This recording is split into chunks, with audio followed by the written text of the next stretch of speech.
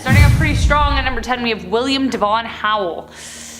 One of the few people on this list that have actually been caught, which means more terrifying things are on the way, just a heads up. In 2003, Nilsa Arizmendia was seen getting into a 1985 Ford Econoline which belonged to Howell at the time. She had no idea that this very car is the vehicle Howell referred to as the mobile. Sorry. After her blood was found in the car, Howell was arrested, but the blood was anything but cold when 3 more bodies were discovered along the same stretch of road in 2007. They prayed that was it until 4 more bodies were found in 2015 in the same area. The land in question is the area behind a strip mall in Connecticut. Investigators finally linked the bodies to Howell after he confessed to another inmate about his garden. Even more disturbing is that he used to sleep next to the corpses as they decomposed before he disposed of them. The most terrifying factor about this man is the fact that the body count just never appears to stop. Could there still be more he hasn't confessed to? Probably. And we might get to that later on in this list. Number 9. Hazel Liotta Head. Imagine being able to evade the police in this day and age when there are practically cameras everywhere. And perhaps even spyware in our phones, right Google? Hazel Liotta Head is just one of the names this woman uses and has been wanted since 1998. She took the life of a man named Charles Barker after conning the widower by pretending she was a woman named Deanna Ray. Barker had lost his wife of 11 years to a drunk driver, and Deanna swept in to save his sunken heart. His family became suspicious of her, but by the time they knew something was wrong, Deanna had put a bullet to his head. His gun was wiped clean, the safe was entirely empty, and his car was found at an airport with DNA on the seat that identified Deanna as Hazel. However, this was only one of the aliases she used, as she had been married over 10 times. Although Hazel would be around 72 today, we have no idea what she looks like. She could be anyone, perhaps someone you know, someone who might be beside you on the bus or in line at the coffee shop. Could you be her next target? Number 8. Israel Keyes. I can only imagine the kind of horrors that a soldier sees, and it's because of them that I hopefully will never have to, but terrifyingly, it seems Israel Keyes brought them home. In 2011, Keyes revealed his plan he had been waiting to act on for years. He had planted what he liked to call kits. Only he knew where they were. When he was finally discharged from service, he turned off his cell phone, flew to Chicago, and then drove a rental to Vermont. He used cash for everything so as not to be traced by card. Back in 2009, Keyes had buried one of these supply kits in Vermont and decided to use one on a random couple he'd met. His most famous victim was Samantha Koenig in Alaska in 2012. As if robbing her of her life wasn't enough, he taunted her family with texts, photographs, debit withdrawals to make them think that she was still alive. Keyes himself admitted to taking the lives of 8 people, though only 3 have been identified to this day. The most terrifying part about this man was his lack of pattern, however meticulously he planned. So that kind of seems hypocritical, but it's like he did it at random to whoever he wanted to, but he also planned it out. So creepy. Though he may be behind bars for now, one day we might find another of his victims, and who knows what horror discoveries that will lead to. Number 7. Vicki Jackson. Yet another on this list, thankfully behind bars. Jackson is still a grim reminder that not all people who seem good are. From December 2001 to February of that same year, Vicki took the lives of 20 people and attempted to steal 5 more. She worked as a nurse in the small town north of Texas for a while when all of a sudden her hospital went under a plague of respiratory deaths. But all the patients who died were elderly, so it wasn't uncommon and nobody thought anything of it. But Vicki made one foolish mistake. No one would have been suspicious until one nurse noticed several vials of mivacurium chloride were missing. This drug is used to temporarily disable a patient's ability to breathe. Why that's even a thing I don't know, but probably for surgical reasons. Then another one of her colleagues recalled how Jackie would often say, "I'll take care of them," referring to unruly patients. Investigators narrowed in on Jackson and she admitted to all the crimes, even though it took until July 2002 for her arrest. So it just makes me kind of creeped out about, you know, people we leave. Like, this one creeps me out because this could be anyone, you know what I mean? And I also hate the fact that she abused a job that is so necessary and so important and just, you know, terrifying. Don't like that. Number 6. The West Essa Bone Collector. February 2nd, 2009 would change Christina Ross forever. What started as a simple dog walk ended in a disturbing discovery. She and her dog encountered human bones on a mesa near Albuquerque, New Mexico, which police were shocked to confirm was the case. The bones belonged to women who were reported missing from 2001 to 2005, from the ages 15 to 32. All 11 of the women were in some way linked to street work, save one, and it took examiners close to a year to identify them all. The perpetrator has since been named the West Mesa Bone Collector, but that's about as far as they've gotten. Dead end after dead end, detectives are stumped and terrified that a killer like this could evade them. The case remains open to this day, and the FBI has had a reward out for $100 grand for information regarding the case for over a decade.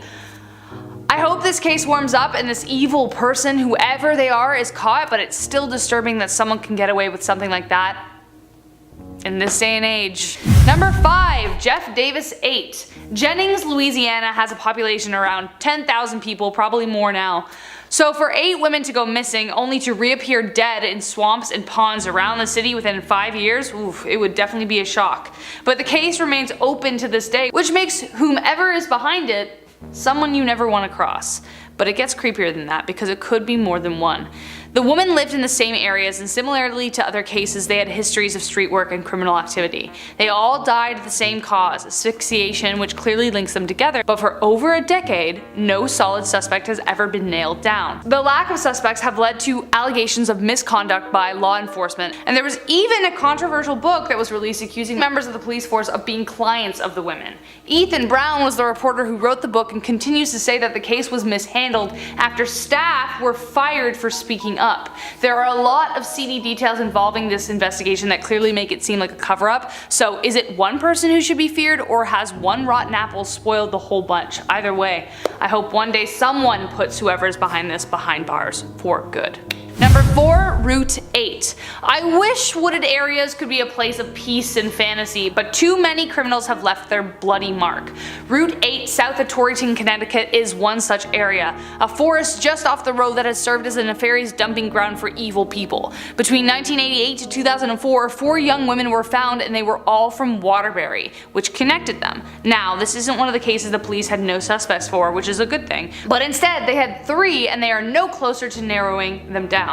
All of them are thankfully in jail for other charges. Richard W. Rogers is one, in prison for taking the lives of 2 men, though he primarily attacked gay men, so perhaps not him. The second is Steve Hayes, in jail for taking the life of Jennifer Hawk Petite and her 2 daughters during a home invasion. However, he is considered a pathological liar. And then the third is none other than William Devon Howell.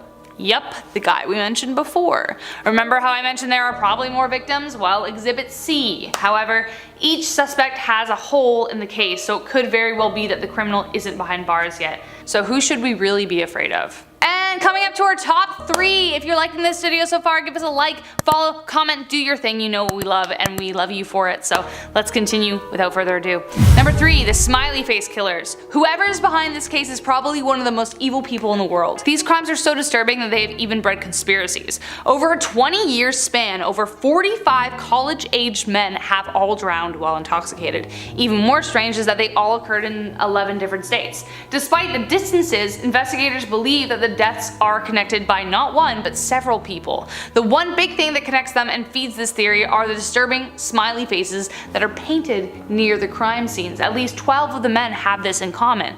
Investigators believe that they are abducted, killed, and then disposed of in water, giving the impression that they drowned. Does anyone else think it is a bit strange to connect all the deaths? Potentially, but beyond the creepy smiles, the party drug has been found in their systems, as well as the men are all in the same category: white, athletic, successful, and popular. Whether or not you believe the crimes are connected, these men aren't ending up dead by themselves, and none of their cases are closed, so who is behind it? And number 2, the vanishing women. Chillicothe is a small town in Ohio where evil seems to be at work. The killer is primarily targeting women of the night and those who recreationally use heavy drugs. Between 2014 and 2015, several of these women disappeared and only 4 were found dead, while 2 more are still yet to be discovered. Only 1 man has been brought to justice over one of the crimes, but he could not be linked to the others. But that's the scariest part. This may not be a case of one person being evil, but of several. According to the June 2015 Cleveland Plain Dealer Report, updated in 2019, the town leaders are convinced that the drugs and related issues may play a role in the crime. Police are concerned that this could be a case of trafficking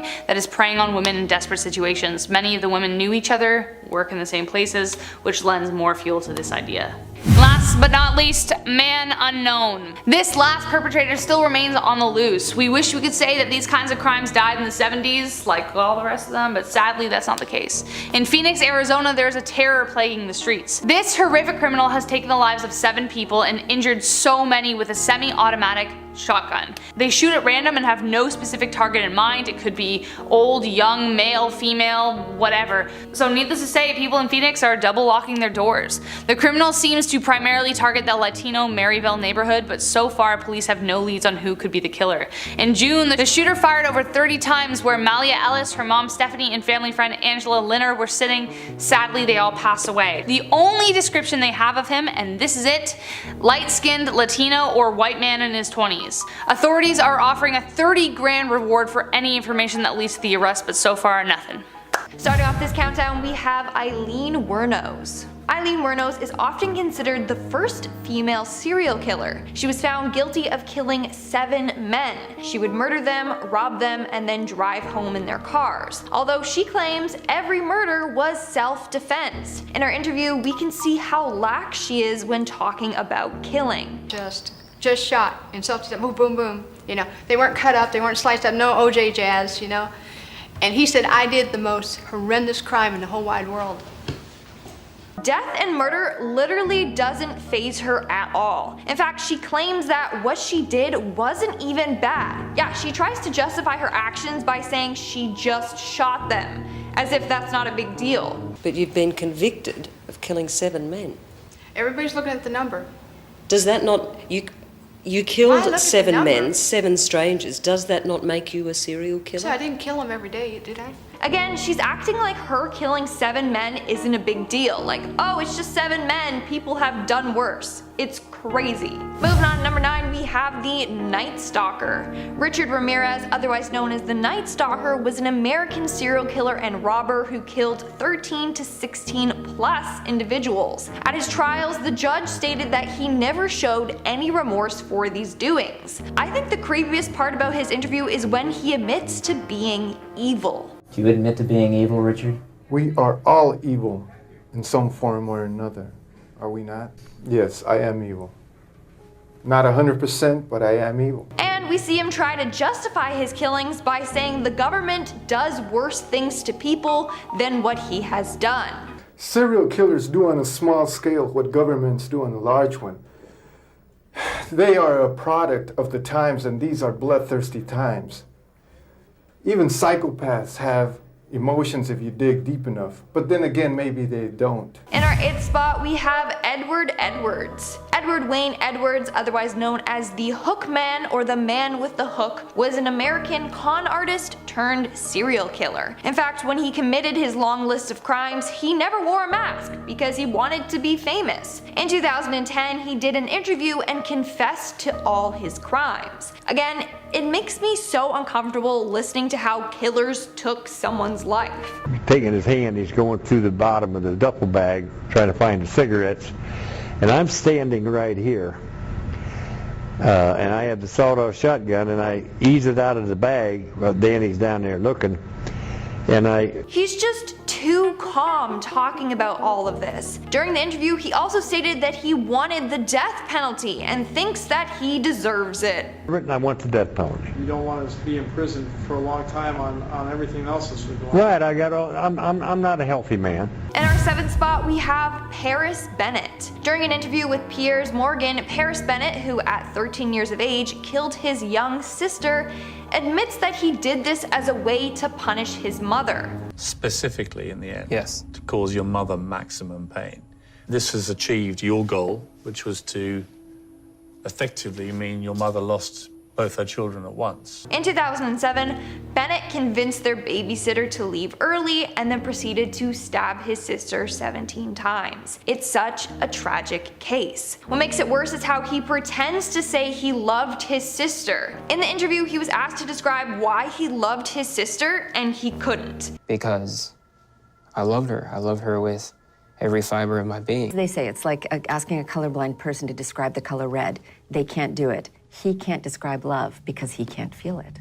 Exactly like she said, it's because Paris is incapable of feeling emotions. No guilt, no love, nothing. Moving on to number 6, we have Angela Simpson. Right.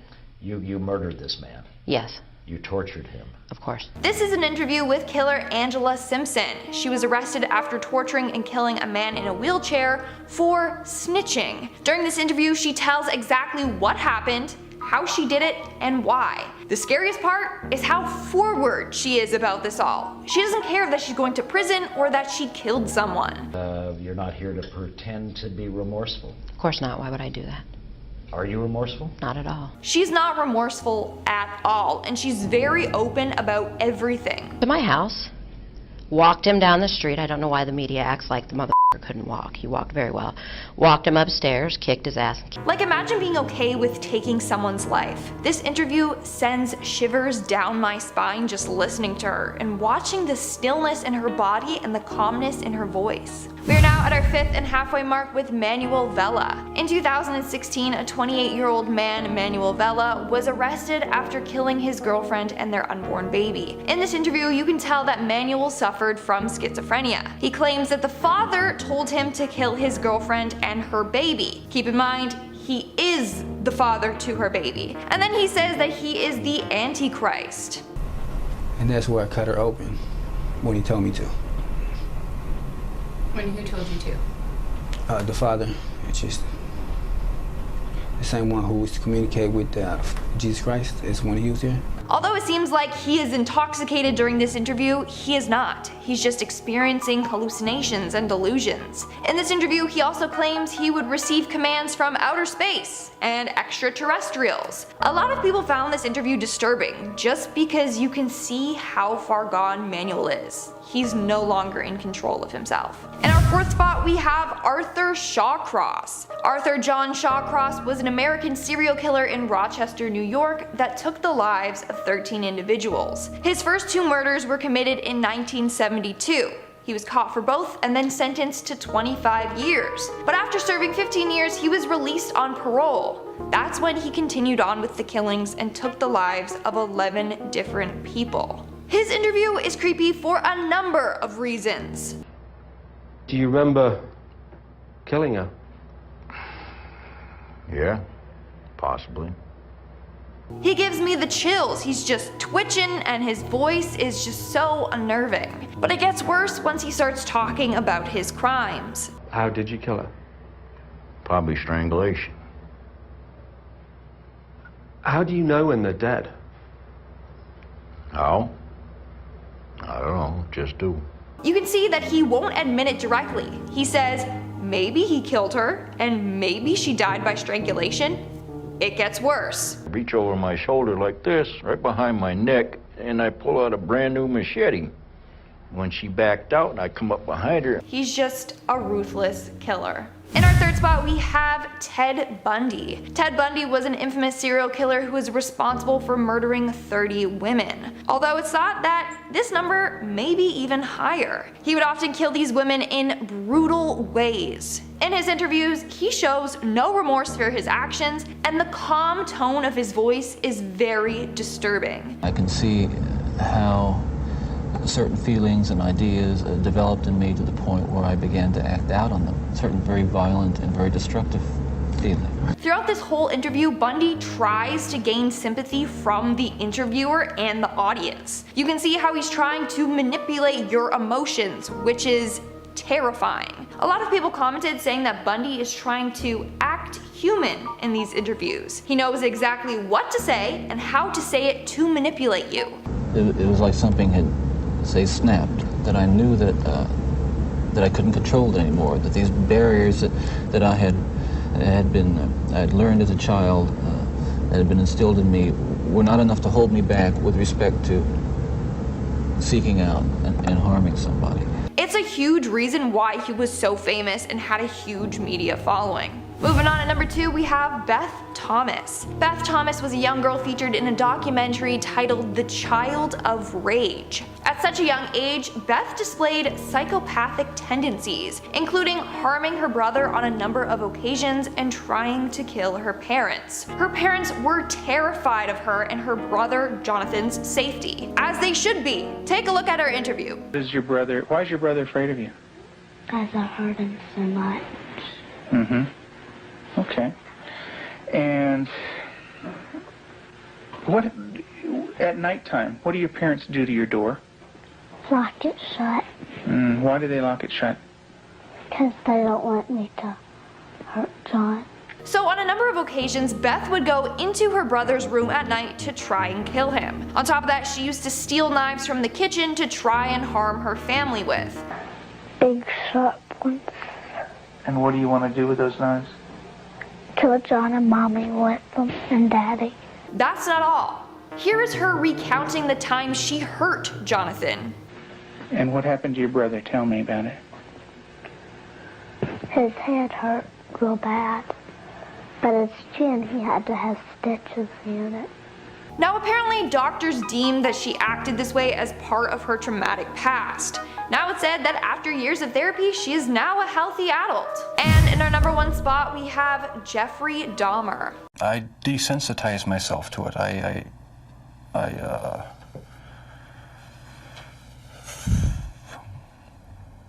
I don't know, I went to great lengths. Between 1878 to 1991, American serial killer Jeffrey Dahmer murdered and dismembered 17 men and boys. He would pack the victims' body parts into plastic bags and bury them behind his parents' home. He would also take disturbing photographs of his deceased victims and keep certain body parts as souvenirs. He also had tendencies to eat the victims. This gave him the name the Milwaukee Cannibal or the Milwaukee Monster. Upon searching his home, police found albums full of pictures of body parts, and his place was filled with human remains. Before his death, Jeffrey had an interview with Inside Edition and other news channels. In these interviews, he shares gory details about the men he killed and why he did it. One time I brought this young man back to the hotel room, the Ambassador Hotel.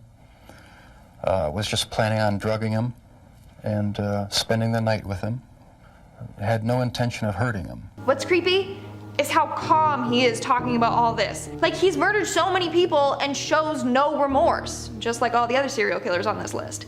I was handcuffed, and it was just the realization that there was no point in trying to hide my actions anymore. Hearing him say that he kept the dead with him as long as possible makes me sick. When police raided his house, they found heads were in the fridge and freezer, 2 skulls were on display in the house, and they found a 57-gallon drum filled with decomposing bodies in his room.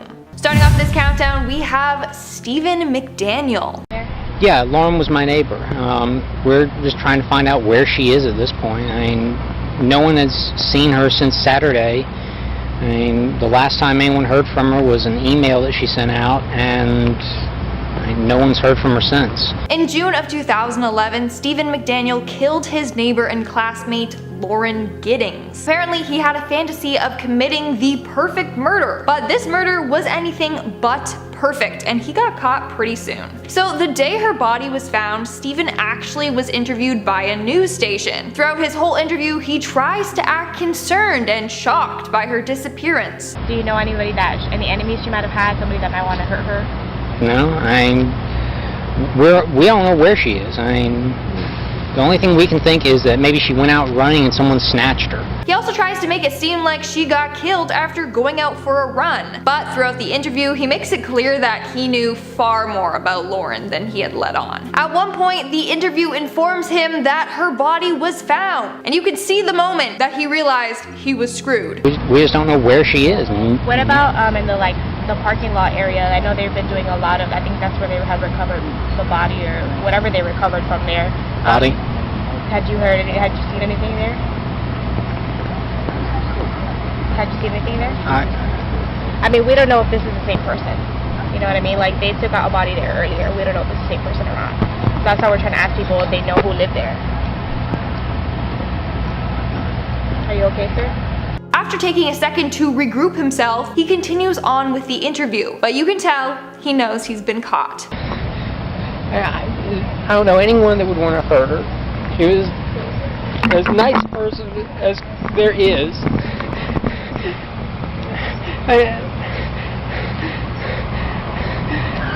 In 2014, McDaniel pleaded guilty to the murder. And if you guys are liking this video so far, then make sure to give it a big thumbs up. Also, make sure to check out part 1 to this video. Coming in at number 9, we have Wayne. With a psychopath, I would argue that emotion is like being colorblind for them, and nothing we can do is actually going to instill a sense of empathy. This is really a waste of time. This man, only referred to as Wayne, was the subject of the 2000 Channel 4 documentary titled Psychopaths. Now, I couldn't find much about him besides what the documentary said, but apparently Wayne stabbed and killed someone that pissed him off. That still hasn't been verified, but that's what the rumors are. But what's startling is how he got an extremely rare score of 40 out of 40 on the psychopathy checklist. Like, this dude is on another level. The therapists are wonderful.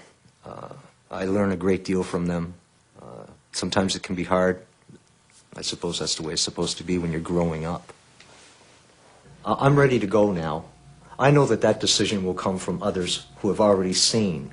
They've seen my change. It's creepy how he's trying to convince the therapist that he's fine and should be let out. In our 8th spot, we have the grave robber. Now, I for sure have talked about this video before, but it definitely deserves a spot on this list. This interview is with an unidentified teen from the 90s. In the video, he talks all about how he robs graves and then proceeds to tell us how to do it and how to do it so you don't get caught and what to do afterwards with the body parts. Now, so what you do is you grab it around here. You grab it here and peel it back like that. Okay? Peel it back, alright? And it'll pull up. It'll make a disgusting sound. Throughout this whole video, he's holding a real-life skull that he robbed from someone's grave. Now, what's creepy about this video is that no one knows who this guy is. Rumor has it that the video surfaced on the dark web and later got leaked and then uploaded to YouTube, but we don't know for sure. Like, just look at how creepy this is. Right, this is a piece of the brains. Let's see.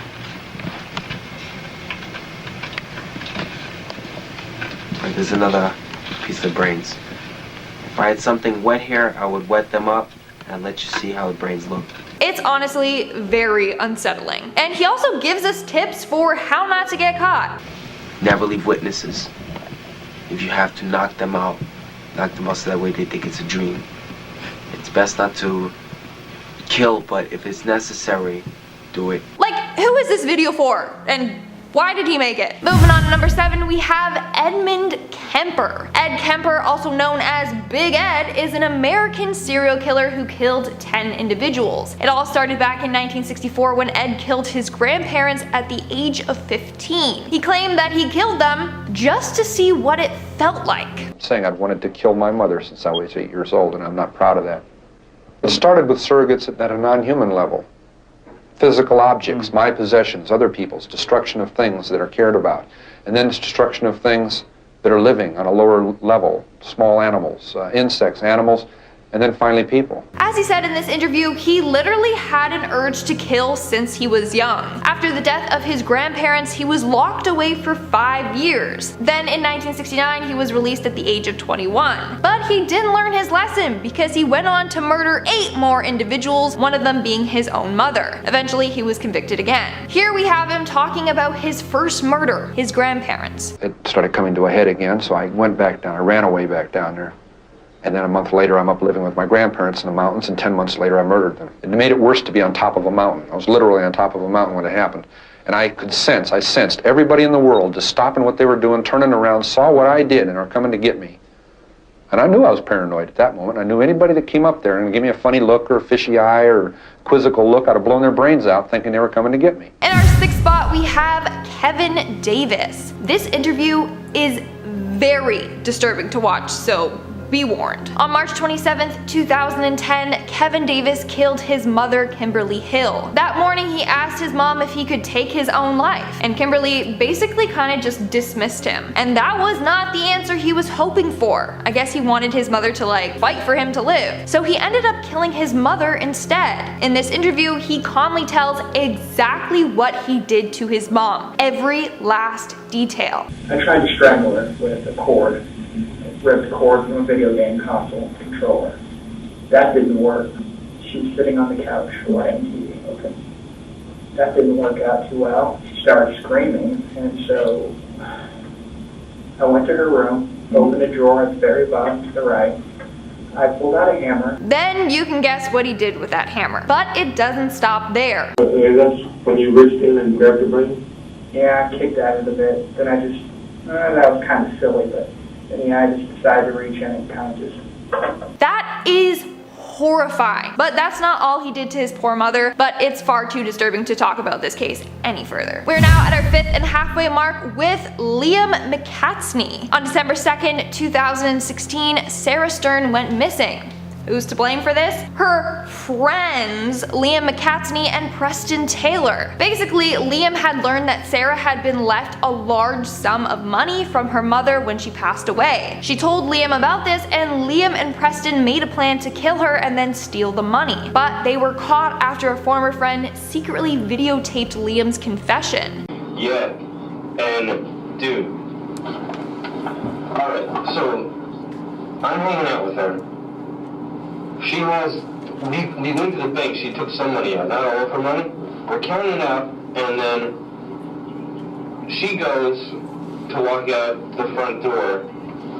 I choke her out, drag her. My biggest problem was the dog. So Liam had went to Sarah's house, strangled her, and then stole $9,000. Less than he thought there was, but that was because Sarah spent a lot of the money already. The saddest part is during the taping when he said exactly how he killed her. It took me a half an hour to kill her. I thought I was going to be able to choke her out and have her out in like a couple minutes. After that, the two threw her body over a bridge. It's so disturbing. Like, Sarah thought that she could trust Liam. She never thought that he would take her life. Coming in at number 4, we have John Wayne Gacy. Chances are you've heard of him. He was an American serial killer often called the Killer Clown. He got his name since he would dress up as Pogo the Clown for neighborhood events or children's parties. Over several years, Gacy murdered 33 people. In 1978, Gacy was finally caught. The interview you are about to see was the first time he ever did an interview about the case. It was filmed while he was on death row. And he did it to try and get people to see that he was innocent. He's not innocent though. People don't want to know the truth and the honesty of it. If they want to be convinced or brainwashed into what they believe, then fine, then go ahead and kill me. But vengeance is mine, saith the Lord, because you will have executed somebody that didn't commit the crime. He thinks people were brainwashed into thinking he killed those people, even though all the evidence suggests that he did. Like, they were found all over his property. When they paint the image that I was this monster who picked up like these altar boys along the street and swatted them like flies, I said, this is ludicrous. The craziest part of the interview is that Gacy claims to have taken a high amount of truth serum and even then maintained his innocence. Taking 3.5 hours of truth serum. And under sodium amytal, the maximum amount that I could have, it shows that I have no knowledge of the crime whatsoever. But there's absolutely no proof anywhere that he even took truth serum. So there you go. He's a creepy liar and killer. In our 3rd spot, we have Michael Ross. Well, I'm a serial killer. I've killed 8 women, 6 in this state and 2 in New York. Michael Ross was an American serial killer that between 1981 to 1984 murdered 8 women. What's creepy is how in his interview, he just calmly straight up admits that he's a serial killer, as if it's no big deal. He then proceeds to say that it's only 8 women that he's killed. Other people have higher counts. It's as if he finds it okay because the number is small to him. I'm not a big serial killer, by the way. 8 people, that's nothing. I mean, there's a lot of other guys you can go see. Now, another part about this interview that creeps me out, much like the others on this list, is how he recounts the time he killed his victim. I saw this woman walking along the road with a stroller. I pulled off the side of the road. She came into the driveway, walked up the driveway. I was behind the house.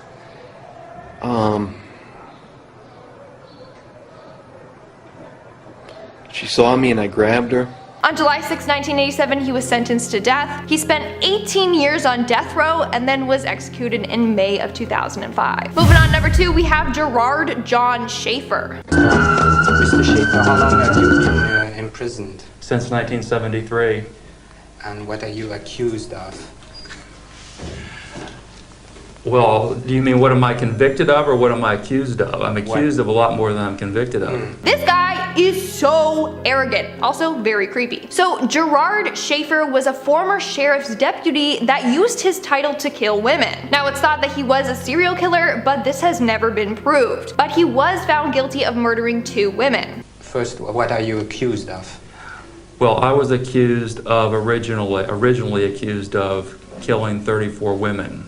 But nobody has ever managed to come up with 34 names, jurisdictions, or anything else. It's a false accusation. So basically, on July 21st, 1973, Schaefer pulled over 2 girls who were hitchhiking, saying that it was illegal in the country, which it wasn't. He then drove them to a swamp area and tied them to a tree. But the girls were lucky. Schaefer was going to shoot them, but right before he was about to, he got a call on his police radio. So he went back to his car to check on it. And when he did, the girls managed to escape and report him. He was then arrested for unlawful imprisonment and aggravated assault. 2 months after he posted bail, he abducted 2 more female hitchhikers, but this time he actually took their lives. And what is your conviction? I was convicted of killing 2 in Fort Pierce. I was never shown to be at the crime scene. There was never any link between me and the people that were killed, except the testimony of the mother of one of them. He's so creepy. Also, notice that he barely blinks. This guy just gives me the heebie-jeebies. In our number 1 spot, we have Issei Sagawa. This case is incredibly messed up and extremely dark. It literally made me feel sick to my stomach just researching about it. So Issei Sagawa is a Japanese man who in 1981 killed and ate a woman named Renee Hartvelt in Paris. But he was never truly convicted of his crimes. He literally only spent 2 days in jail and then was sent back to Japan. And when he was there, he became famous. So famous that he made a living through the public's interest in his crime. Imagine that, literally becoming wealthy for killing someone. I don't want to kill, but I couldn't find any way to eat the girl's meat fresh, so I thought I have to kill. So Sagawa apparently had a fantasy to eat beautiful women. He apparently chose Renee because she was beautiful and he wanted to absorb her energy. On June 11th, 1981, he invited Renee over and shot her at the back of the neck. He then ate her over the next 2 days.